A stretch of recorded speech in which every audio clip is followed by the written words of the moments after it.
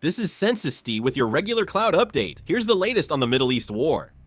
As Iran blockades the Strait of Hormuz, the Western world is beginning to respond. On May 13, Australian Defence Minister Richard Marles said Australia will join the UK and France-led multinational maritime protection mission. Australia reportedly plans to deploy an E-7A Wedgetail early warning and control aircraft for the operation. This aircraft, a strategic asset with aerial surveillance and maritime tracking, will likely monitor ship movements near the Strait of Hormuz. Italy has responded as well. Italian Defense Minister Guido Crosetto announced on May 13 that 2 mine countermeasure vessels are being redeployed near the Persian Gulf as a precaution. Western countries are worried about possible new conflict or increased pressure from Iran in the Strait of Hormuz, so they are preparing an international system to protect maritime shipping. Currently, Iran continues to prepare for war. A leaked US intelligence assessment reported by Western media says Iran has regained access to about 90% of its underground missile storage and launch sites previously buried by US and Israeli airstrikes. It has been reported that many of these facilities are still at least partially operational. US intelligence agencies have assessed that Iran still retains about 70% of its mobile missile launchers and about 70% of its total missile arsenal, including ballistic and cruise missiles, from before the war. Of course, some assets were buried or neutralized by US attacks, but it is said that Iran is using the time and space secured by the ceasefire to restore its military strength. Underground missile storage and launch facilities being restored indicate Iran is not only recovering, but also getting ready for the next combat phase. The United States also appears to be continuing its military preparations in anticipation of possible new clashes. In addition, there are reports that Russia is supporting Iran's reconstruction efforts by providing drone parts. However, some analysts point out that these tactical and operational recovery efforts do not necessarily offset the strategic damage caused by the war. The US and Israeli forces did not just temporarily neutralize Iran's missile capabilities during the war, but focused on weakening Iran's missile production capacity in the long term. To achieve this, they targeted the entire lethal missile production and supply chain, from raw material production facilities to final assembly plants, and severely damaged the very foundation of Iran's defense industry that supports its military power. Ultimately, Iran's ability to recover its military power in the long term depends on how quickly it can rebuild its defense industry base. However, the US naval blockade, sanctions targeting illegal exports of Iranian oil, and restrictions on procuring weapon-related parts are still ongoing. Securing the resources it needs is not easy. As a result, restoring Iran's military production to pre-war levels is expected to require substantial time and expense. In addition, there are indications that some Middle Eastern countries are currently accepting the customs procedures that Iran is forcibly imposing in the Strait of Hormuz. This can ultimately be interpreted to mean that regional countries are increasingly coming to recognize in practical terms Iran's claim that its permission is required to pass through the Strait of Hormuz. Reuters reported on May 10, citing multiple sources, that Iraq and Pakistan have reached separate agreements with Iran regarding the transportation of crude oil and LNG through the Strait of Hormuz. According to the report, Iraq has secured safe passage guarantees for 9 very large crude carriers carrying about 2 million barrels of oil, and it is also reported that they are in discussions with the Iranian side to obtain permission for additional shipments. It has also been reported that 2 Qatari LNG carriers are heading to Pakistan following an agreement between Iran and Pakistan. These actions align with Iran's strategy to tighten control over the Strait of Hormuz. It's not just about military threats. Iran is gradually making neighboring countries accept an order in which Iran's approval is required to pass safely through the strait.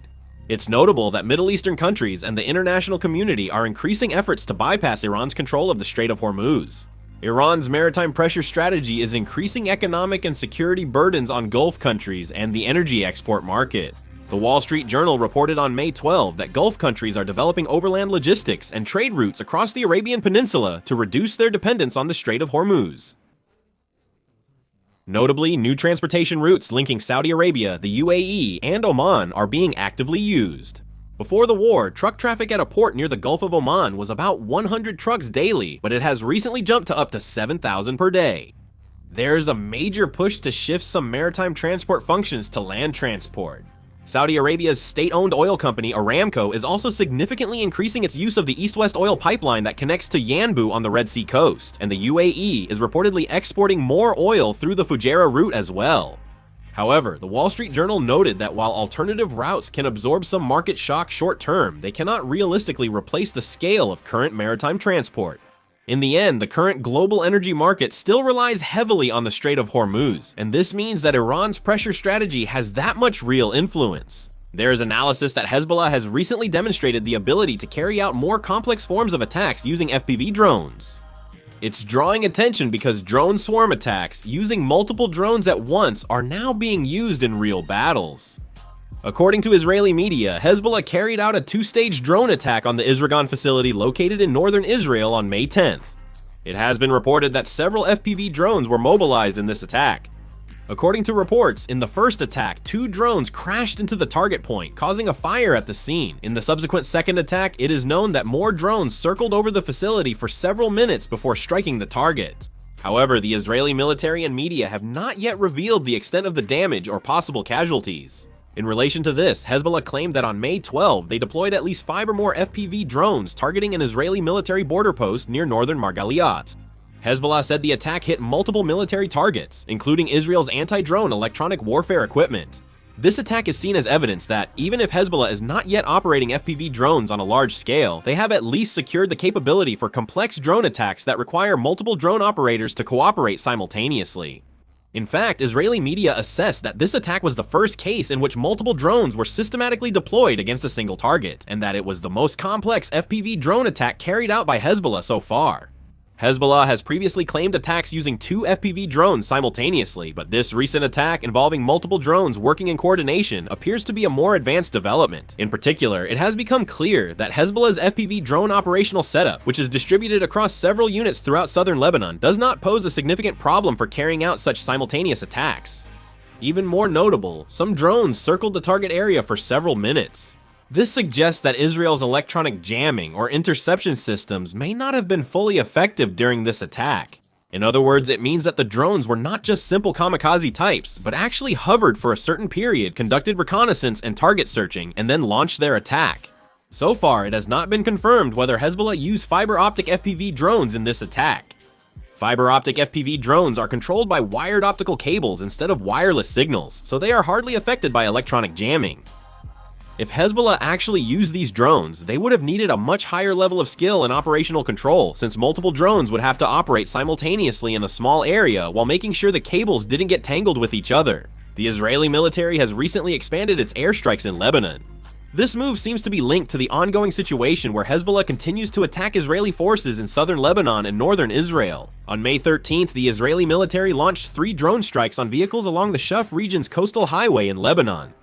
This area is about 20 kilometers south of Beirut, and analysis suggests Israeli military attacks are gradually expanding towards central Lebanon. The Lebanese Ministry of Health reported at least 12 deaths from Israeli airstrikes that day. Since the temporary ceasefire began on April 16, the Israeli military initially limited airstrikes and drone attacks to areas near the Yellow Line in southern Lebanon, but recently the attacks have rapidly expanded. Last week, airstrikes expanded to the Bekaa Valley, and on May 6, attacks reached Beirut's southern outskirts. There are increasing calls within the Israeli Air Force and military to expand operations in southern Lebanon to counter the threat of Hezbollah FPV drones. Israeli Chief of Staff Lieutenant General Eyal Zamir has previously ordered strikes on Hezbollah's FPV drone production facilities and supply chains even outside of southern Lebanon. In fact, Hezbollah is currently continuing its attacks in southern Lebanon and northern Israel using various weapon systems, including FPV drones. As a result, the Israeli military is moving from basic defense to actively targeting drone production and operations. I'll make and upload a video if there are updates. This concludes the video. Thank you. Ja?